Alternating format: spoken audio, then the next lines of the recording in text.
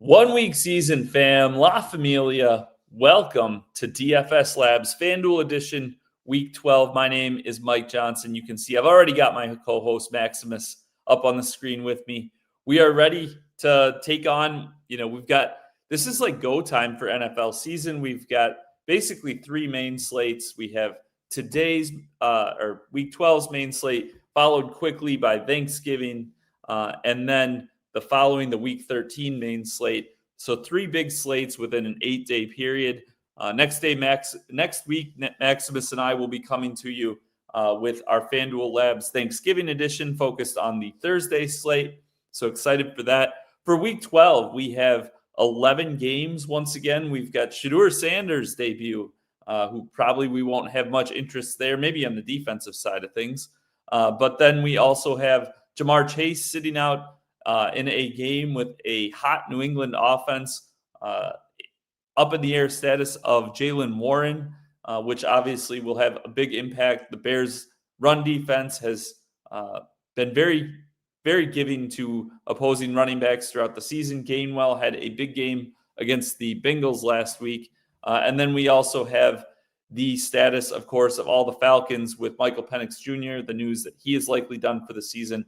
Drake London, also out for at least this week. So kind of a lot of moving parts. Some of these spots where the news was out already on heading into or when pricing came out, and some of it has come out since the pricing was done. So a lot of dynamics here at play.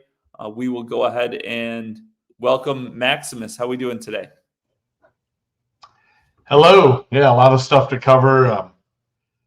You mapped out the Falcons pretty good. I smell systemic failure on the horizon, possibly in that spot. But yeah, Thanksgiving's exciting next week. It's always cool to cover the strategies for a slate like that with you, and looking forward to getting it in. Not getting too far ahead. See if we can maximize the potential this week and get a big tournament win. Yeah, for sure. And, that Thanksgiving slate is going to be crazy. We've got, Packers, Lions, Chiefs, Cowboys, and Bengals, Ravens. So just all sorts of like premium, high quality offense. Should be a lot going on there. We, of course, at 1 week season, we will have our Black Friday specials, a lot of things going on across the site. So for those of you who haven't joined quite yet this season, it's a good time to get in at a very reasonable price for the remainder of the season through the Super Bowl. Get a taste of what we do over there, see how things work kind of behind the curtain, and give you an idea for next season. Hopefully, you'll see all the good things that we've got going on, all the offerings, and want to stick around. With that said, we are going to quickly review, as we have been doing, the bottom-up build standings from last week. So we have the Week 11 winner was AT Dog. It was a lower scoring slate, only 130.68 points. So he had the Jacoby Brissett double stack with Trey McBride and Michael Wilson. He had Juwan Jennings on the other side of that game. His running backs were Jaylen Warren and Aaron Jones. Obviously not a very good run out there with the Vikings struggling and Warren getting hurt. But then he also had Calvin Austin in that Pittsburgh game. And Christian Watson was kind of the difference for him there at only 11% in the contest and scoring 18.6 points, 2 touchdowns. And touchdowns, we know, are so big on FanDuel. This was my worst showing of the season. I've won it a couple times. I've had like 3 or 4 other top fives, but 46 out of 53 this week. So, yeah, I've got to bounce back. I've got a big letdown for a big bounce back. But Week 12, you will find in the description, you will find the link to the Week 12 contest. Again, right in the title, you'll see there, you need to leave $5,500 in salary. And, we're value hunting and looking for ways, where is there hidden upside at potentially low ownership that we can kind of dive into. So with all of that being said, do you have anything you want to talk about from last week, or do you want to dive right into Week 12? Yeah, I actually didn't check what I finished in there. Yeah, just another reminder last week how unpredictable the NFL is week to week when it comes to injuries, when it comes to, offenses that seem to be in a good spot. But, it's just, you can only put yourself in the best position with the information and the research that you've done. And, it doesn't always play out the way that you would like it to. And you just got to keep rolling with the punches, keep kind of, refining your process, and don't let any recency bias, if possible, and anything fog your focus, as you go into the next week. Kind of let it go and move on if you had a bad week. So good deal. Yeah, agreed. All right, I will pull up then the where are we at? We'll go right into building, and I'll let you take it away. How do you want to build this week? All right, I think I'm going to flip the script on you here a little bit this week. And just for reference, guys, me and Mike don't even really talk about what we're going to do initially. We kind of just let it fly, on the fly. And so I think I want to start this week, probably different than any other week we've done this season so far. And I want to bring to the table, if you will, a couple running backs and a defense. I want to go some ceiling, some floor to median, and some value.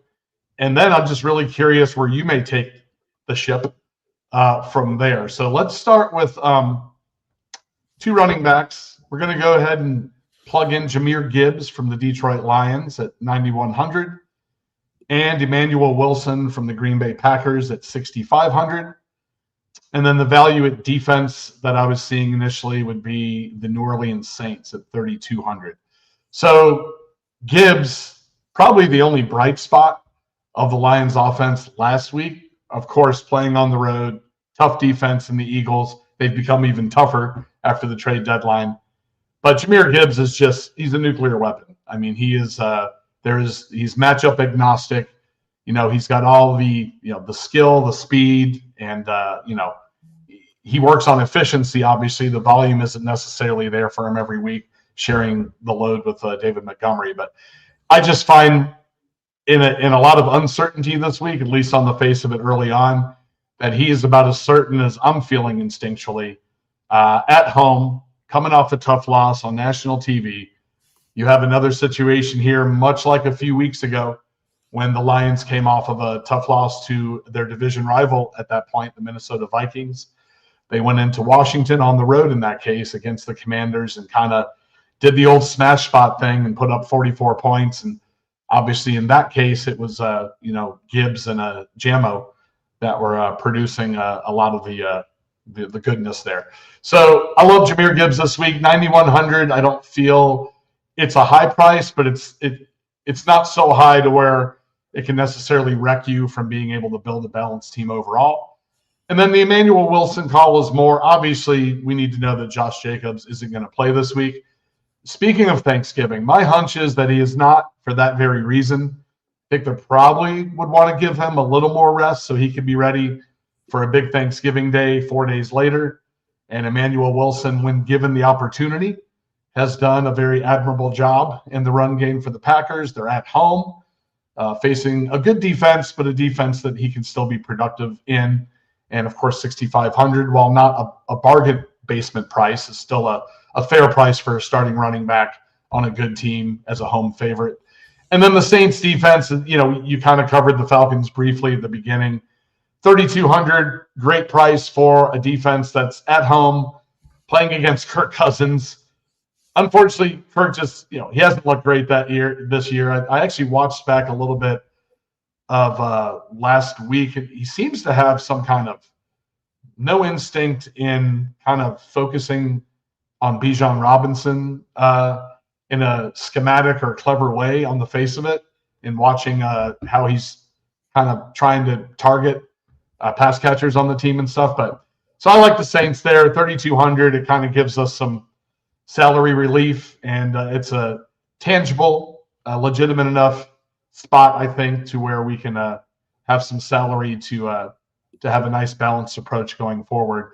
Again, the Lions are just, you could go a couple different ways. There is no Sam Laporta this week, although Brock Wright, he was targeted 7 times last week. But, it's one less kind of if you're doing multiple entries, especially, I think the Lions may be, although the Giants are probably a little bit of a better defense than the Commanders with the injuries, but the Lions are just gonna. I mean, they're 6-4, I think. They're third in their division, and we're talking about a team who had Super Bowl and deep playoff aspirations. So I think they're in one of the most certain spots, at least at this point in the week, that we can start to look to. What says you? Yeah, I mean, both spots. Wilson, obviously, anytime we can get a running back with value, we had Jacobs left in the second quarter last week. They've kind of been splitting up the work. Like when Jacobs would play, Wilson and Chris Brooks both would kind of hop in, take turns. But when Jacobs actually went out, I thought it was notable that it was basically the Wilson show there. So certainly, yeah, I mean, the Minnesota is like a middling matchup. Last year they were very, very good run defense. Started this year when Cashman was out, they were a pretty poor run defense, and they're kind of somewhere in the middle now. So it's a fine matchup. He's going to see volume, at home. Go ahead, rally him up. The Saints, yeah, I mean, you alluded to it. Cousins is just kind of a shell of himself. I do think that the Miami game, not having Drake London, had a big impact, but he doesn't have London again this week. So, it seems like Darnell Mooney, if anytime he sees any sort of reasonable volume where he's getting the ball thrown his way, he's getting hurt. He's just such a small guy. And then, yeah, I think, the Saints defense, the Saints record is bad, but their defense has been solid to respectable. The last time we saw them play, they beat the Panthers in Carolina, and Carolina's been playing pretty well recently otherwise. So, yeah, I mean, I think this is a pretty solid start. Gibbs, obviously, in a smash spot as well. I'll let you go ahead and keep building. I'll let you choose the quarterback too. Where you want to go with that one? Gotcha. And yeah, good point about Drake London. I mean, on top of it, Cousins not looking good. He also doesn't have their number one receiving target. As a matter of fact, if I'm not mistaken, I thought I had heard Darnell Mooney, and for whatever reason, it wasn't reported. He actually had a broken collarbone, I think, earlier in the season, and it was when he was out in training camp. So during training camp, teams don't have to report injuries the same way. So it's just like the reporters notice, like, dude's not practicing, they'll say, okay, like what it is. They just said it was a shoulder injury, but that could be a little AC joint sprain. That could be, whatever. And it turned out it was a broken collarbone. He missed like 6 to 8 weeks or something.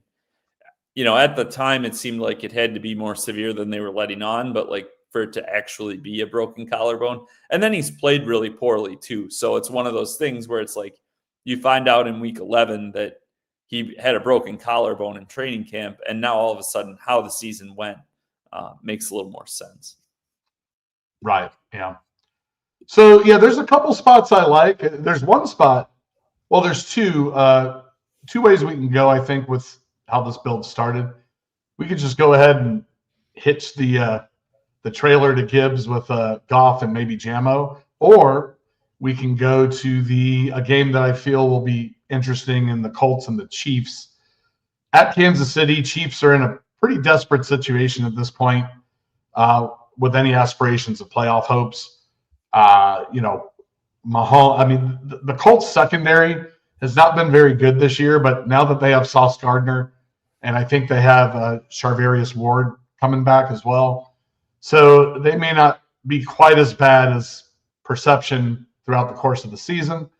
However, Mahomes has such a connection with Rashee Rice. I was thinking about going that way maybe, and there's a really good FanDuel price considered bring back if we did go that route. Or we could do maybe Goff, Gibbs, and maybe add Jammo to the fray there. Have a nice little tidy 3-player stack of some explosive ceiling. And, Jammo is still at a fair price to where I think we can make that happen and then take it from there. So maybe I'll leave it 2 doors for you. Do you want to go the if we went the Chiefs route with my leaning would be Mahomes and Rashee Rice, and maybe bring it back with Alec Pierce at 6,100. I think he's at a very good price, and he doesn't need so many targets to make an impact with his deep downfield ability. And then on the other side, it would just be more of a lean into the certainty even more, and just, the Lions, I think their team total is 30 this week at home against the Giants. You obviously hope Jackson Dart plays. I think that would make the game even a little more interesting. But those would be my two doors on the face of it. The Eagles and the Cowboys will be interesting too, because both their defenses are like much better now. So that actually, it'd be interesting if that becomes more of a hammer game or more of a defensive surprising struggle. My thoughts were on that one on the face of it. But initially, those are the two directions I kind of saw, is building on the Lions or going to that Chiefs and Colts game and see where your thoughts lie there. Yeah, so the thing with these games, so like we saw last week with the Rams, Seahawks, we saw it with Chiefs, Broncos, these games that are between two really good teams that are competing and trying to make the playoffs and whatnot at this point in the season, they often can just become just more conservative by nature. If teams aren't able to kind of break loose and really put up a bunch of points, it becomes, you get these kind of lower scoring games where it's just less likely to turn into a shootout because teams are kind of playing guarded and the defenses are good enough usually to, they're forcing the opponent to really work to move down the field.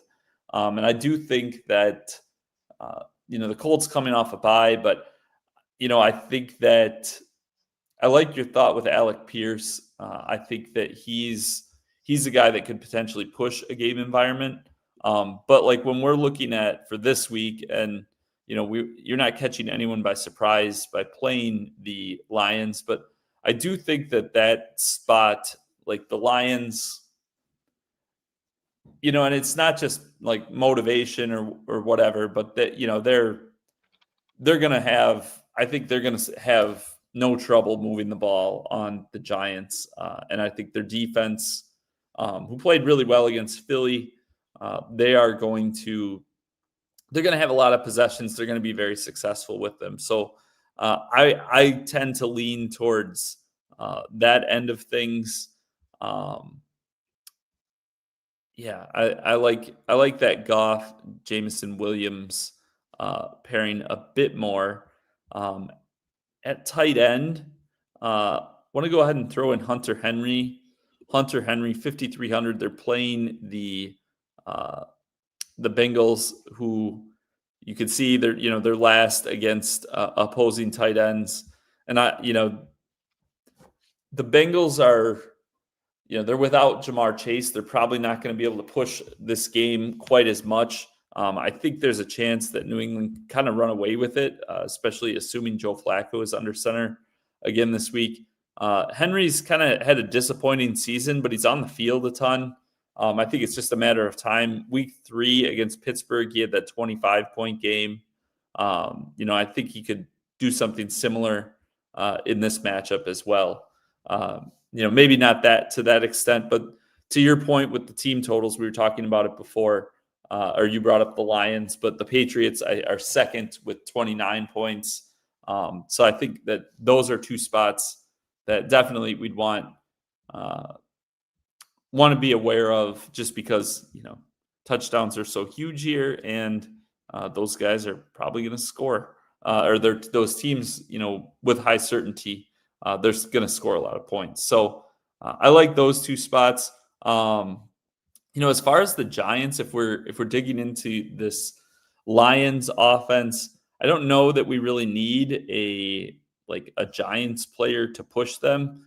But I am, I'll be interested to see what happens with Darius Slayton's status this week. Isaiah Hodgins last week had 5 catches on 6 targets for 57 yards. And that was in, bad weather against the Packers, who are also very good defense. So At only 4,900, he's a guy I could potentially have some interest in. But I don't know that this week we need a Giants player. So I guess, I'm thinking probably a 3 running back build here. Let's see. We can also have our cake and eat it too with those receiver spots if we wanted to do maybe a Rashee Rice, Alec Pierce skinny stack to represent that game. That would still leave us a decent amount of money for the flex. One route I was just thinking about kind of in you continuing the build here. But yeah, there's a few running backs. There's one running back I wanted to mention real quick, and it's risky. I'll go on the record. It's risky, but he looked great last week. His coach has come out and said that they've earned some trust because of his performance. And at 7,200, Kenneth Walker for the Seahawks going up against the Tennessee Titans. Obviously JSN is always, somebody if you can fit him. But Kenneth Walker, I actually watched back that game. He just looked about as good as he's looked since some of his explosive games he had like a year or two ago. They were using him in the passing game. He got in the end zone. And the coach came out and said that basically it could be a shift coming within that running back room as he earns more trust based on how he performed at least last week. So, but it's risky because you got Charbonnet, you even have the rookie running back that's starting to mix in a bit. But Walker definitely looked the part of an explosive ceiling type play last week anyway. Yeah, and he had the ball, or he had a touchdown called back on him as well. So he had a nice game. I believe it's his second best game of the year after this Pittsburgh game from earlier this season. Riding that momentum, playing the Titans, who the Titans defense, it is better now than it was for much of the early portions of the season. But when you look at it from a schematic standpoint, Walker he's explosive. He's very good on those outside runs, getting outside the tackles. Tennessee, their strength in their run defense is up the middle, defensive tackle Jeffrey Simmons. So I do think, Walker has been far more efficient. He's been more explosive with his carries than Charbonnet. So there's some signal there in terms of, they're more likely to try to get Walker more involved. And we're kind of at that point in the season now too, where I think part of the idea with the split is, maintenance for Walker, who's battled injuries. Just being realistic, like you're not getting through an 18-week season, giving him, a feature back workload. But now we're getting to, this last month and a half of the regular season. They could certainly up that. And I think that, how he profiles with those outside runs. Once again, we talk about the team totals, and we're at the point in the season where those can be much more predictive. Implied for 26.5 points. I really like that spot. And they kind of, I think in order for the Seahawks to be as good as their defense could be, and like with how good of a team they think they could be, we saw last week, you don't want Sam Darnold throwing the ball, at a super high volume. So they need their running game to get on track. And this would be a good spot to kind of get there. So yeah, I like that with 6,800 left for our 2 remaining spots. Let's go ahead with Zay Flowers at 7K. Again, Flowers. So we've had Lamar Jackson back for 3 games now. They had that Thursday night game against the Dolphins was his return. They kind of had their way in that one. The tight ends had the touchdowns.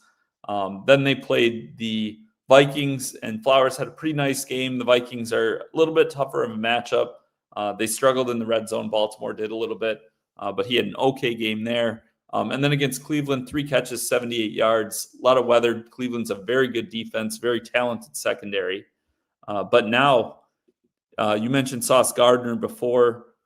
Flowers gets the Sauce Gardner less New York Jets secondary, which, I think that it's just a matter of time, and we're going to see them kind of get torched up by some people. So I kind of like that Zay Flowers play this week. Gotcha. I also didn't comment on your Hunter Henry call. That's a great call there. I think the Bengals are very attackable with running backs and tight ends in particular, even though the Patriots are really spread out. And yeah, Zay Flowers, I guess the people have the comments sometimes, well, he's not, they don't use him in the red zone as much as maybe people would like, but he's such an explosive player. He can score from outside of the red zone. So, yeah, I do like that call. I mean, Flowers, when he's been healthy, has definitely looked explosive this season when they've decided to go his way. I also think it's kind of similar to what we were talking about with Walker. Like, I think for them to get where they want to go, they need him to get on track. They need him to be producing and be, a high-end wide receiver. And I think that, everything kind of lines up. Like, I think the narratives sometimes get overblown on some things, but I do think this is like, they're going to have opportunities to get a guy going. Like the game script and how good Cleveland's defense last week wasn't really there, but I do think Flowers, I think he's in a spot where it just makes a lot of sense for them to get their number one wide receiver on track. Agreed. All right. So that leaves us with. Go ahead. No, well, I was going to say tributary. If we were to play off the Hunter Henry call, I had it's interesting because obviously he's going to be shadowed probably, but I was thinking maybe kind of stack him with Higgins, with T. Higgins. And then that left us with a spot kind of just looking ahead of a receiver we talked about earlier if we wanted to go that route. But sticking with Flowers, if we wanted to, for that last receiver spot, go ahead and plug in Alec Pierce at 6,100. That would give us some salary left over to maybe move up on defense or maybe allocate it towards, having something for – well, this whole lineup's all 1 o'clock here. So, but let's do this. Let's go with that. I like the Alec Pierce call. Pierce is he's top 10 in the league in yards per game. You can see there averaging 73 yards per game. He started kind of slow, and just with how he hasn't had like a big explosion game, but recently he's been kind of percolating. The Falcons, he had a nice game there in their comeback win over Atlanta overseas before their bye week.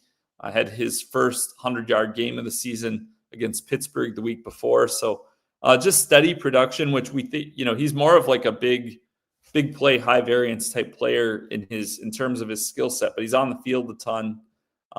There's a good chance that they are playing from behind, similar to that Pittsburgh game, and he kind of gets peppered with targets. So I think at 6,100, that makes sense, and that allows us to actually go ahead and get up to the Raiders defense and target Shedeur Sanders in his first start in the NFL. He'll get to practice with the ones all week, so everybody can pipe down about that. But yeah, what do you think about that? Moving up, getting your Pierce call in there, or I guess we'll go with Pierce, and then I'll let you choose. Do you want Saints Higgins, or do you want Flowers Raiders?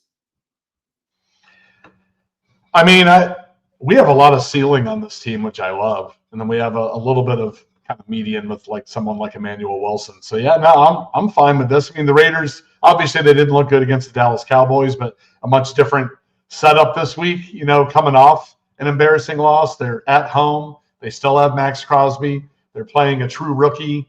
A lot of things can go wrong for the Browns in that. And the Raiders probably won't be as owned as the Saints just because of the price with the spot the Saints are in. So yeah, I like it the way that we have it. I definitely like kind of all the different elements represented here. And it seems to feel like a good amount of ceiling, which is what we shoot for in tournaments. So yeah, and I think that That's where, and a lot of what we talk about at OWS, and when we really get into the weeds with some of these teams, it matters. So, Dak Prescott, he's definitely top 3 to 5 quarterback in the NFL in terms of his pre-snap recognition, just locating what type of coverage, where the defense is in, what, do they have blitzes coming, where are they from, gets his protection set, all that sort of thing. So he's elite at that. So, and so you see this Raiders defense get torched up on Monday night, and it's easy to say, oh, they're not very good. They can't cover anyone, this, that, and the other. But then, Shedeur Sanders, and I know, people who are fans of him will say, first team reps, which it's common. Most backups don't get first team reps. The goal is to get the starter ready to play. But that's kind of been the book on him, even going back to entering the NFL, the draft process, training camp is just, he's not great. I don't know if he's not capable or not focused, or it's just something he hasn't done, but he really struggles with those pre-snap type things. There was a play against the Ravens, and the Ravens just started throwing the house at him because they smelled blood. But there's a play where somebody who was kind of having his back talked about, there was a free rusher coming, and they're like, what are these linemen doing? And there was 3 linemen blocking off to the right, and a guy came just wide open, blitzing up the middle, and no one looked at him. And it's just funny because it's like, well, whose job do you think it is to set that protection? That's Shedeur Sanders' job to tell these guys where to go. And so I just think this is a spot where, Kirk Cousins, he laid the egg against Miami, but he's been there before. He's not going to make those types of mistakes. It's gonna. I still like the Saints defense, but if we're able to, if we're stuck between the two, and I think Flowers and Higgins are kind of similar plays. If we can get up to Las Vegas, I like doing that for sure. Yeah, and of course Flowers in a much better scenario than T. Higgins, who's going to have Christian Gonzalez to deal with. Probably going to get some shadow coverage. Probably not as much Fanduel. We're probably Noah Fant on the other side of that ball could be interesting. That's probably more of a DraftKings play. But yeah, I like where we have it. I'm definitely like the prospects of this team. All right. So for those listening on the podcast feed, our final roster here, it is a Jared Goff double stack with Jahmyr Gibbs and Jamison Williams. We have Emmanuel Wilson at running back and Kenneth Walker in the flex spot. Our other 2 wide receivers are Zay Flowers and Alec Pierce. Hunter Henry at tight end against the last ranked Bengals defense. And the Las Vegas Raiders, the Raiders defense, targeting Shedeur Sanders as we look to pick on Deion's son. And yeah, that's maybe get a little revenge after the Cowboys. There's the Deion narrative. The Cowboys embarrassed the Raiders on Monday night, and now the Raiders get to take it out on Deion Sanders' son. So everybody loves a good narrative, right? That's an interesting role reversal revenge possibility there. I didn't think about that, but that is interesting. Yeah, I hadn't until I started talking. By the way, real quick, you had mentioned Darius Slayton. If Darius Slayton is not limited and he's like really good to go, then yeah, I could definitely see him being in that line. Like maybe you could even do something like Jackson Dart and Slayton and then keep Gibbs and Jamo, kind of have an interesting kind of stack that way because Dart's going to run. And although they have told him to limit his running now, I think instinctually he's, in the heat of the moment, he's probably still going to get a rushing touchdown or two. So yeah, I do like that call from earlier if he's actually not limited. So good stuff. Awesome. Well, I am Mike. I'm Johnson86, as you know me in the DFS and best ball streets. He is Steve or Maximus. You can find us at oneweekseason.com. You can find us on Discord. You can find us on Twitter. We will see you in the lobbies, and we will see you in the top of the leaderboards in week 12. And then we will see you again getting ready for Thanksgiving. Goodbye. 1 week season.